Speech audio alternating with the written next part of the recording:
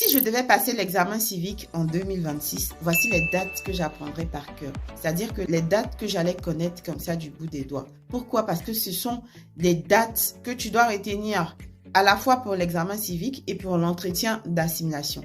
Ce sont des dates aussi qui sont très importantes pour l'histoire de la France. Si tu ne sais pas, l'examen civique comporte 40 questions qui sont réparties en 5 thématiques et le thème histoire et géographie représente à lui seul 8 questions sur 40. D'où l'importance de retenir ces dates qui sont incontournables. La première date à retenir, c'est l'année 1789.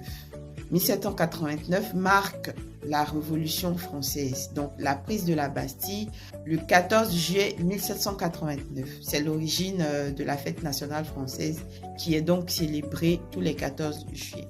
1789 toujours marque l'année de la Déclaration des droits de l'homme et du citoyen.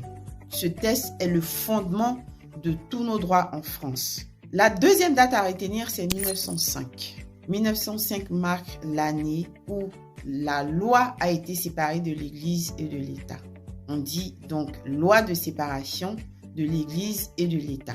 Donc, c'est la laïcité. La laïcité, c'est un thème qui est très important pour la France. Donc, il est de plus en plus testé à l'examen civique et aussi pour la demande de naturalisation. Troisième date très importante, c'est 1944.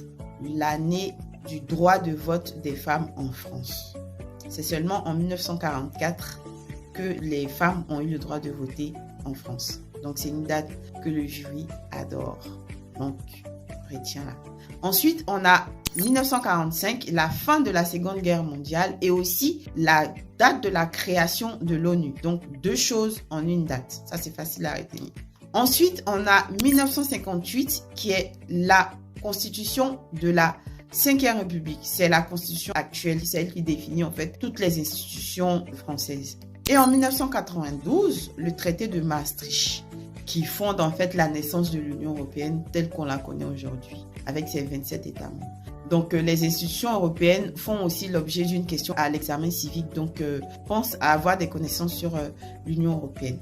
Donc, ces dates-là, on va dire 1789, 1905, 1944, 1945, 1958 et 1992, c'est votre socle minimum en fait. C'est les dates que vous devez retenir.